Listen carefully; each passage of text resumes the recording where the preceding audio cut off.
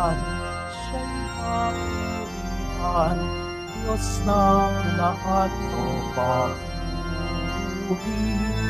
Sa kaitaasan, siya'y papurihan, ngayon at magpakailanman.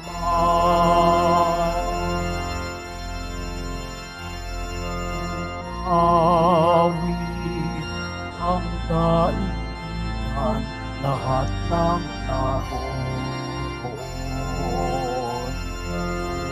Awit ang sangkatauhan, purihin ang Panginoon.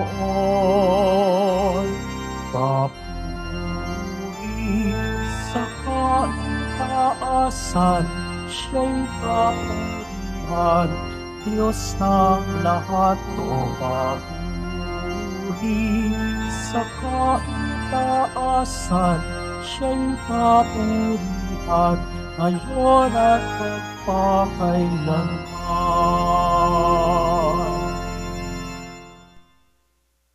Sa ngalan ng Ama at ng Anak at ng Espiritu Santo, Amen. sumainyo ang Panginoon. At sumaiyo rin. Mga kapatid, aminin po natin ang ating mga kasalanan upang marapat tayong gumanap sa banal na pagdiriwang.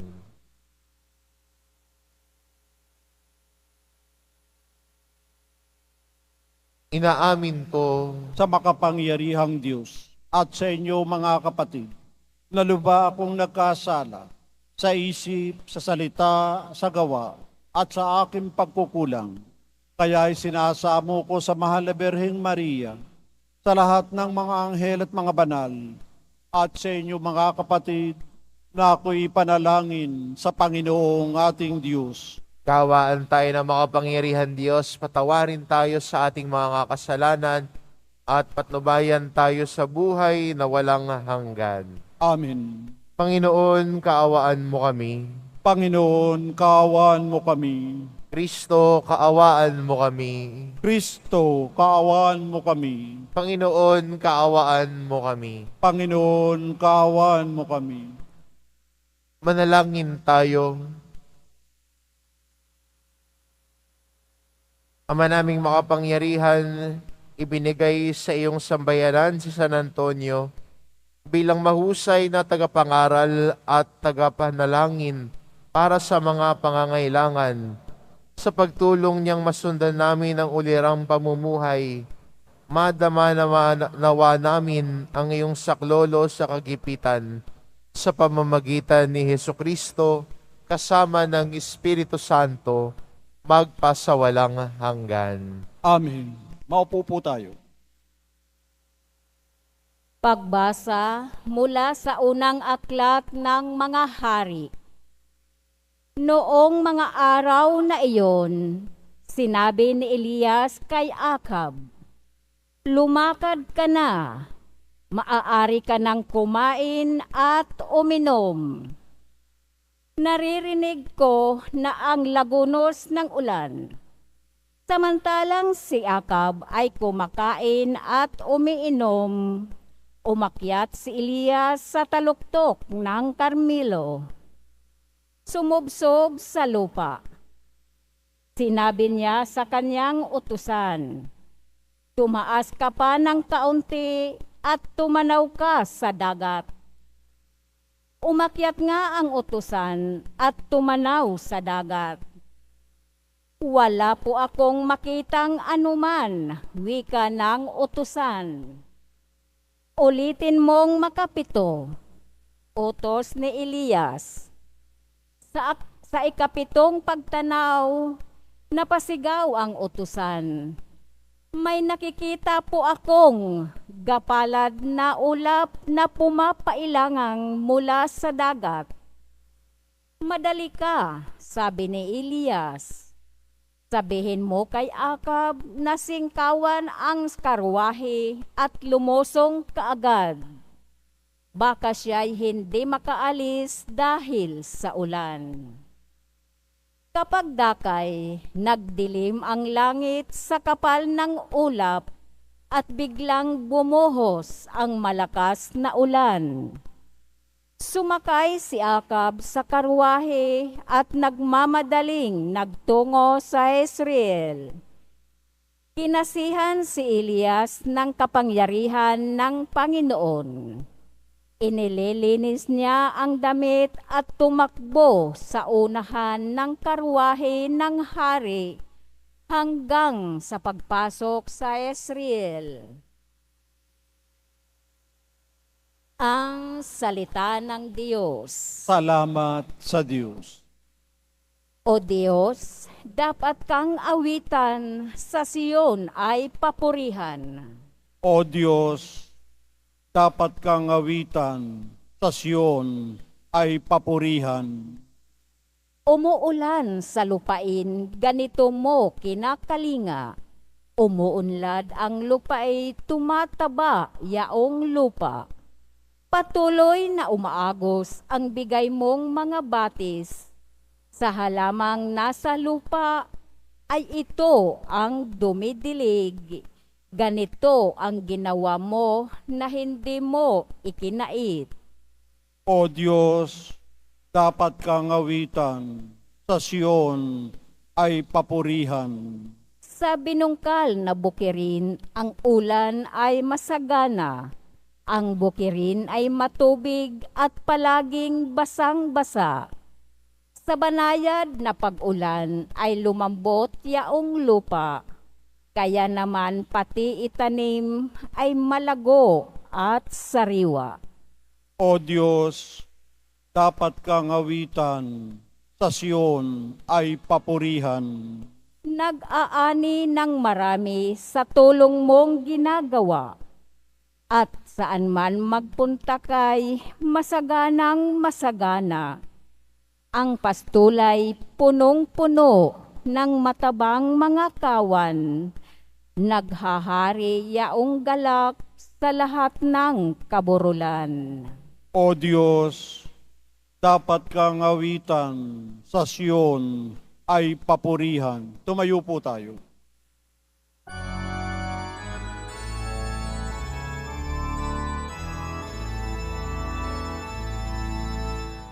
Hallelujah,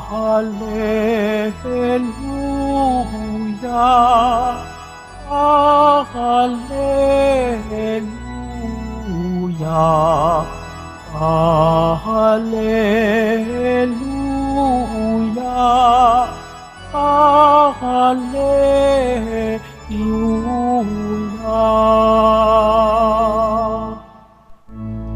Bagong utos ni Kristo,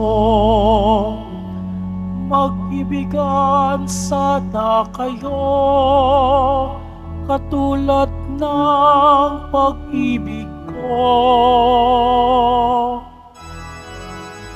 Hallelujah, Hallelujah,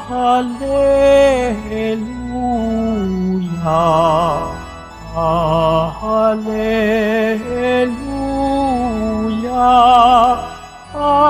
Hallelujah.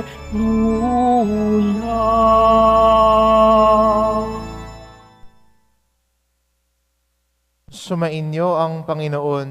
At sumayo rin. Ang mabuting balita ng Panginoon ayon kay San Mateo. Papuri sa iyo, Panginoon.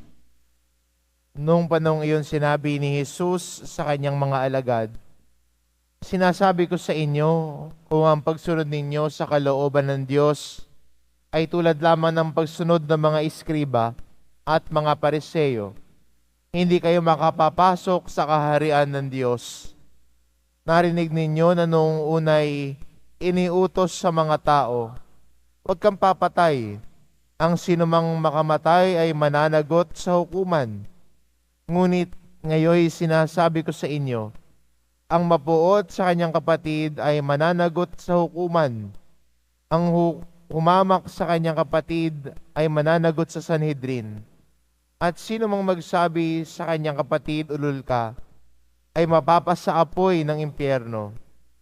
Kaya't kung naghahandog ka sa Diyos at maaalala mo na may sama ng loob sa iyo ang kapatid mo, iwan mo muna ang iyong handog sa harap ng dambana at makipagkasundo ka sa kanya.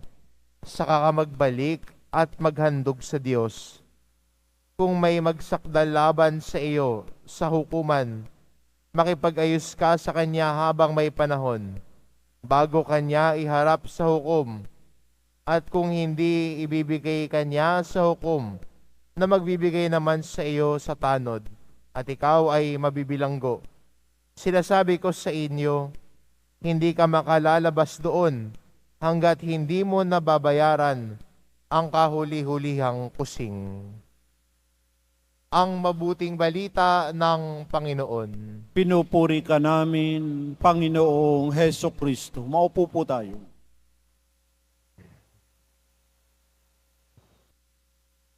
Karamihan po kilala natin si San Antonio, no? Na pinagdadasalan pag may nawawalang bagay. Yun ho agad ang naiisip. Nawawala ho yung susi, no? Dadasal kay San Antonio. Pero paano ba nagsimula na tayo ay namimintuo sa Kanya pag may nawawalang bagay? Yun ang magandang tanong. Paano ba nagsimula yun? Sa kanyang buhay, isang araw daw nawawala yung libro niya. At yung libro daw ho na yun ay may mga notes daw niya sa kanyang pagdarasal at sa kanyang pag-aaral. At siyempre ho, nung panahon naman nila San Antonio, hindi ho ganun kadami ang mga libro. Hindi pa uuso ang printing press. Pag magsasalin ka ng libro, handwritten, sinusulat ho para dumami yung kopya. Kaya para sa kanya mahalaga yung librong yon. At isang araw nagdasal siya na sana makita niya yung libro niya dahil alam niya yung libro na mahalaga sa kanya, may kumuha. May kasamahan siyang kumuha ng libro niya. At nagdasal siya na sana maibalik na yung libro niya na nawawala. Kinabukasan, yung isa niyang kasama, binalik niyo yung libro at nag-sorry sa kanya. Doon nagsimula yung ating pamimintuho kay San Antonio kapag may nawawalang bagay. Pero sana hindi lang natin makita si San Antonio pag may nawawalang bagay lamang. Si San Antonio ay namuhay ng mahusay na Kristiyano. Siya ay naging mabuting tagapagpahayag ng mabuting balita. Sa totoo nga ho niyan, marami hong nakikinig sa kanya. At sa husay niya magsalita at magbahagi ng mabuting balita, ang mga simbahan daw ay punong-puno hanggang labas para lang makinig sa kanya. Kaya ho, nung ako'y nabigyan ng pagkakataon, no, pumunta po ako sa may Padova, kung saan po nakalibing si San Antonio. At meron po dong reliquary kung saan ho yung dila niya at yung kanyang vocal cord ay hindi ho naagnas. Dahil binayayaan siya ng Diyos ng talento na ipahayag at maging mabuting tagapagpahayag ng mabuting balita niya. Sa katunayan, nabigyan din siya ng pagkakataon na siya ay magpahayag sa harapan ng Santo Papa. Ganun ho kagaling at kahusay si San Antonio. Hindi lang po sa paghanap na nawawala mong susi, pero San Antonio ay mahusay sa kanyang pagganap, sa kanyang misyon bilang isang Kristiyano, bilang isang tagapagpahayag ng mabuting balita. Maganda rin po sa atin, no, bilang mga Kristiyano, na patuloy din nating at paghusayan ang ating pagtugon kay Kristo. Pag tumugon tayo kay Jesus, hindi lang kung kailan sana natin feel lamang. Pero ang pagtugon natin kay Jesus ay buong galing nating ginagawa. Buong puso, buong husay. Kasi 'di ba, God deserves the best. And we give God our very best. Minsan yung best natin, minsan inconsistent. Pero okay lang. Ang importante, sinusubukan natin. Ang importante, ginagawa natin yung makakaya natin. That God does not expect you to be so extraordinary. God doesn't expect you to be special. Because you are already special in His eyes. Special ka na sa mata ng Diyos. Ang kailangan lang natin gawin, yakapin ang misyon natin kay Kristo at gawin ito sa pinakamabuti na kaya nating gawin. At ganoon ginawa ni San Antonio ang kanyang buhay. Ginawa ang kanyang misyon bilang tagapahayag ng mabuting balita sa pinakamahusay na nakaya niyang gawin. Sa pagpapahayag ng mabuting balita, sa kanyang pakikinig sa kumpisal ng mga nagnanais magbalik loob, at ganoon din ang kanyang pagtalikod sa makasarili. Siya ho ay laging nagfa-fasting, tinatalikuran ang kanyang sarili, at yumayakap ng sakripisyo sa ngalan ng Panginoon. Maganda matutunan natin kay San Antonio ito bilang pagsabuhay natin at patingin natin sa mga santo bilang mga modelo natin sa ating pananampalataya. Tumingin din tayo kay San Antonio ng Padua. Siyang modelo natin sa pananampalataya, sa ating pagganap, sa misyong inaatas na sa atin ng Panginoon ng mahusay at mabuti. Because we give God our very best. Because God is important to us. Amen.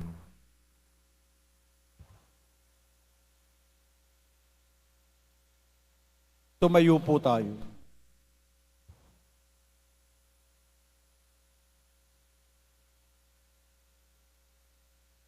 Minamahal ko mga kapatid, manalangin tayo sa Diyos upang makapaghatid sa sanlibutan ng kaligayahan ng pakikipagkasundo. Tayo mga nakaranas ng kanyang pagpapatawad. Ang ating itugon, Ama, gawin mo kaming daluyan ng iyong kapayapaan.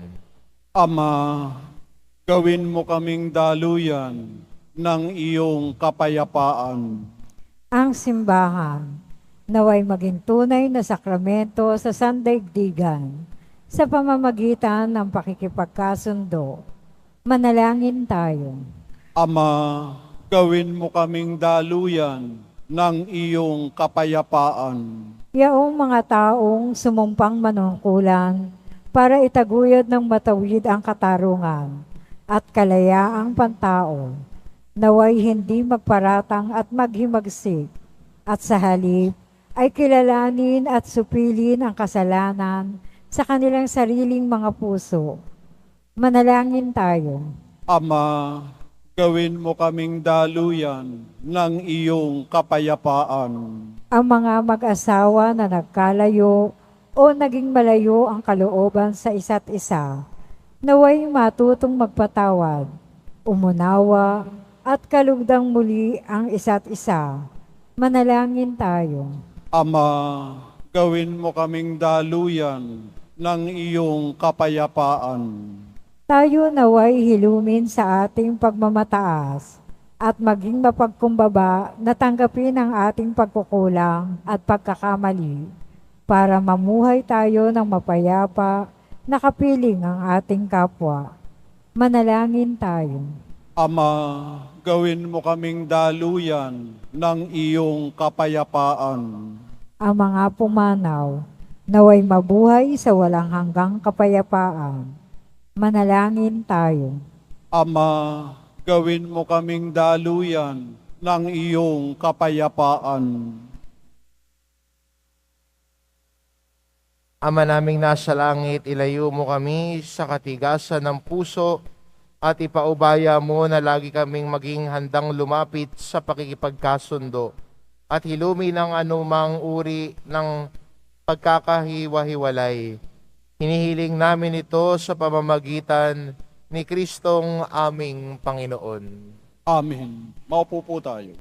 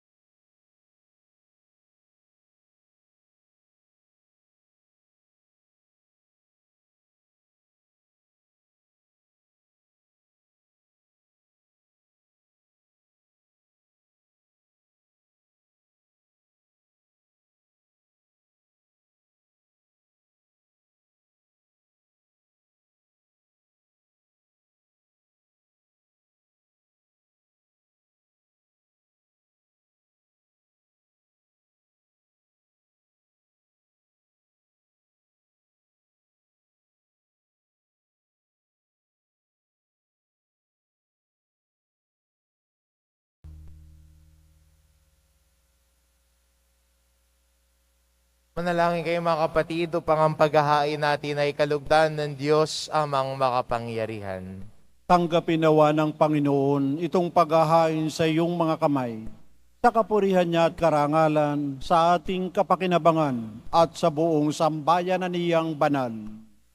Ama naming lumikha, kaming mga gumaganap sa paghahaing ito, ay puspusin nawa ng kaloob ng Espiritu Santo na kaliwanagan ng pananampalatayang lubusang sumikat kay San Antonio para sa kadakilaan mo at mahayag sa pamamagitan ni Hesukristo kasama ng Espiritu Santo magpasawalang hanggan. Amen.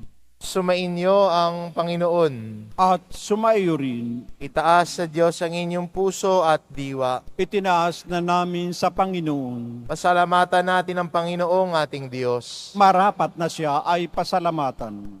Ama naming mga pangyarihan, tunay ngang marapat na ikaw ay aming pasalamatan sa pamamagitan ni Hesukristo na aming Panginoon.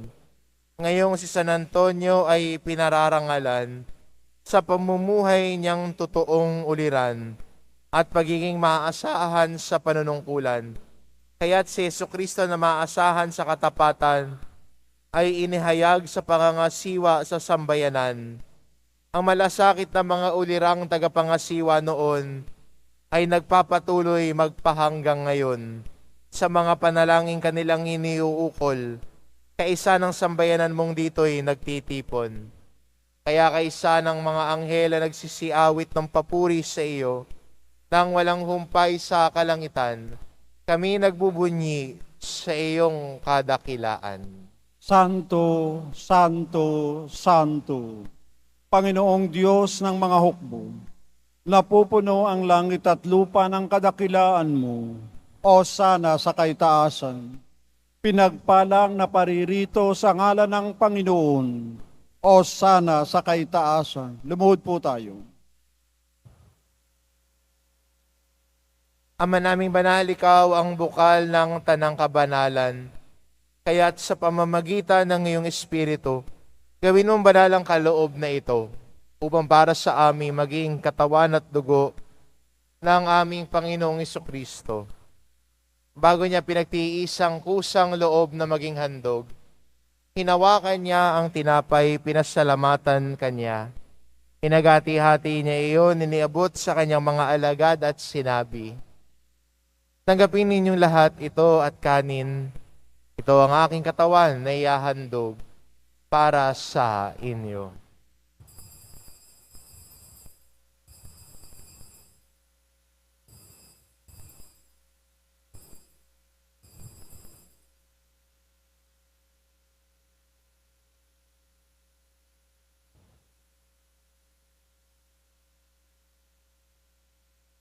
Gayon din naman na matapos ang hapunan, hinawakan niya ang kalis. Muli kanyang pinasalamatan. Iniabot niya ang kalis sa kanyang mga alagad at sinabi, "Tanggapin ninyong lahat ito at inumin ito ang kalis ng aking dugo, ng bago at walang hanggang tipan. Ang aking dugo na ibubuhos para sa inyo at para sa lahat, sa ikapagpapatawad ng mga kasalanan. Gawin ninyo ito sa pag-alala sa akin."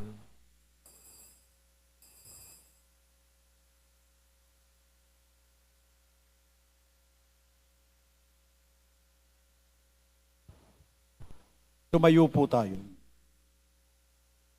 Ipagbunyi natin ang misteryo ng pananampalataya. Si Kristo'y namatay, si Kristo'y nabuhay, si Kristo'y babalik sa wakas ng panahon. Ama, ginagawa namin ngayon ang pag-alala sa pagkamatay at muling pagkabuhay ng iyong anak. Kaya tinaalay namin sa iyo ang tinapay na nagbibigay buhay at ang kalis na nagkakaloob ng kaligtasan. Kami nagpapasalamat dahil kami iyong minarapat na tumayo sa harap mo para maglingkod sa iyo. Isinasamo namin kaming magsasalo-salo sa katawan at dugo ni Kristo ay mabuklod sa pagkakaisa sa pamamagitan ng Espiritu Santo. Ama, lingapin mo ang iyong simbahang laganap sa buong daigdig. Puspusin mo kami sa pag-ibig, kaisa ni Francisco na aming Papa at ni Jose na aming Obispo at ng Tanang Kaparian. Alalahanin mo rin ang mga kapatid naming nahimlay na may pag-asang sila'y muling mabubuhay, gayon din ang lahat ng mga pumanaw. Kaawaan mo sila at patuloyin sa iyong kaliwanagan. Kaawaan mo at pagindapatin kaming lahat na makasalo sa iyong buhay na walang wakas. Kaisa na mahal na Birheng Maria na ina ng Diyos, na ang kabiyak ng puso niyang si San Jose, kaisa ng mga apostol at ng lahat ng mga banal na namuhay dito sa daigdig ng kalugod-lugod sa iyo.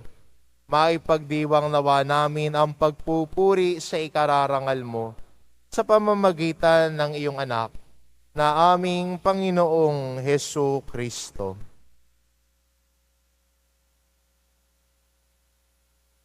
Sa pamamagitan ni Kristo, kasama niya at sa Kanya, ang lahat ng parangal at papuri ay sa iyo, Diyos amang makapangyarihan, kasama ng Espiritu Santo, magpa sa walang hanggan. Amen. Sa tagubilin ng mga nakagagaling na utos at turo ni Jesus na Panginoon natin at Diyos, ipahayag po natin ng lakas loob. Ama namin, sumasalangit ka, sambahin ang ngalan mo, mapasa amin ang kaharian mo, sundin ang loob mo dito sa lupa para nan sa langit. Bigyan mo kami ngayon ng aming kakanin sa araw-araw, at patawarin mo kami sa aming mga sala, para ng pagpapatawad namin sa nagkakasala sa amin.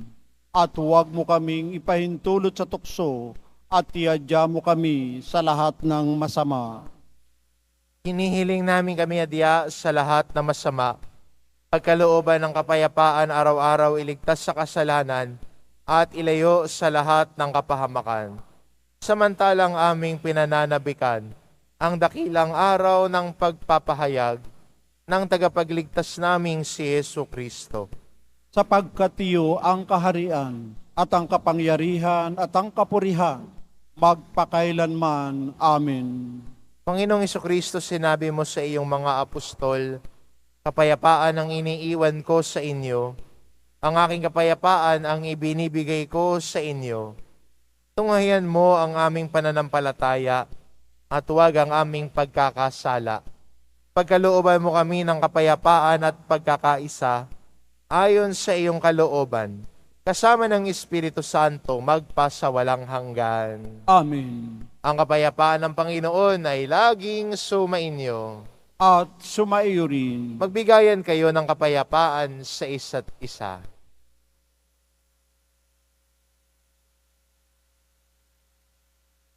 Kordero ng Diyos na nag-aalis ng mga kasalanan ng sanlibutan, maawa ka sa amin. Kordero ng Diyos na nag-aalis ng mga kasalanan ng sanlibutan, maawa ka sa amin. Kordero ng Diyos na nag-aalis ng mga kasalanan ng sanlibutan, ipagkaloob mo sa amin ang kapayapaan. Lumuhod po tayo.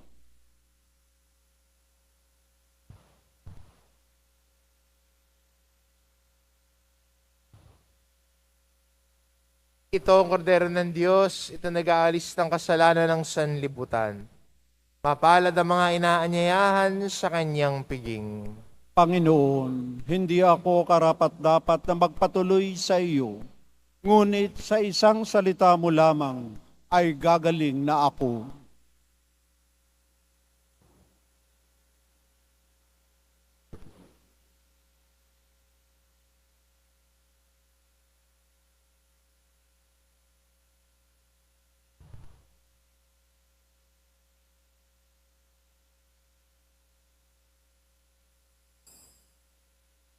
Para sa lahat ng tatanggap ng banal na komunyon, sasagot po tayo ng amin pagkasabi ng pari o ng lay minister ng katawan ni Kristo at isubo agad sa bibig bago umalis sa harapan ng pari o lay minister. Sumunod po tayo.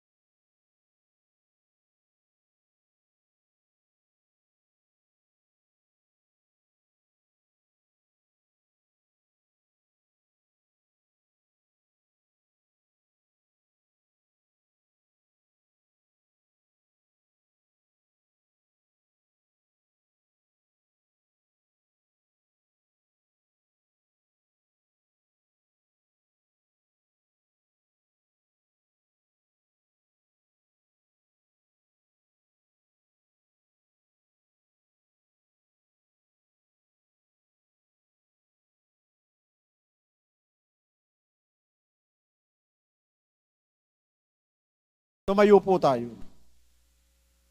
Manalangin tayo. Ama naming mapagmahal, kaming tumanggap sa banal na pakikinabang ay dumadalangin sa pagbubunsod sa pangaral ni San Antonio upang mamalagi nawang tumatanaw ng utang na loob sa kinamtan naming iyong mga idinulot sa pamamagitan ni Hesukristo kasama ng Espiritu Santo magpasawalang hanggan. Amen. Sumainyo ang Panginoon. At sumayo rin. Mahal na pong Isus Nazareno, inihayag mo sa pamamagitan ng krus ang walang maliw na pag-ibig ng Diyos sa sangkatauhan. Pakinggan mo ang kahilingan ng iyong angkan na nagsusumamo sa iyo. Makakamtanawa nila ang iyong katugunan at tanggapin ang kasagutan na may utang na loob na tinatanaw. Basbasan din po ninyo ang mga may daladala nilang imahen at dasalan. Sa pamamagitan ng bendisyon na ito, naway maalala nila ang mga pangako nila noon sa binyag, na ikaw ang kanilang iibigin at paglilingkuran, bilang Panginoon magpasawalang hanggan. Amen. At pagpalain kayo ng ating mapagmahal na Diyos, ang Ama, at ang Anak, at ang Espiritu Santo. Amen. Humayo kayo, taglay ang kapayapaan ng poong Jesus Nazareno. Salamat sa Diyos.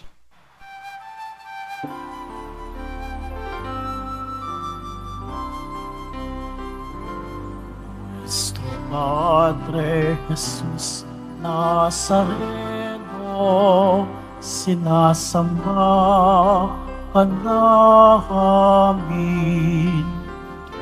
Pinipindungo ka namin.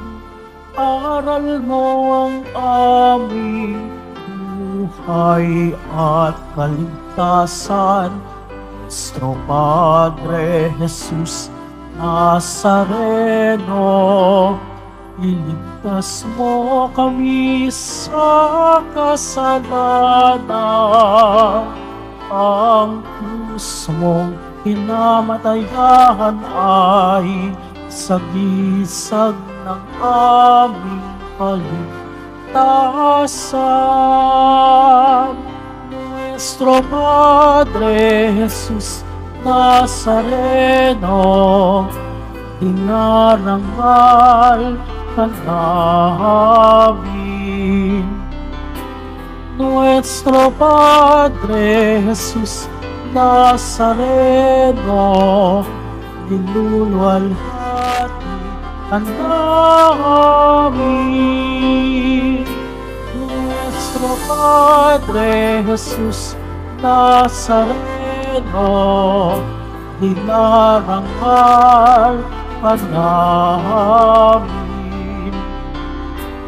Nuestro Padre Jesus Nazareno, niluluwalhati ka namin.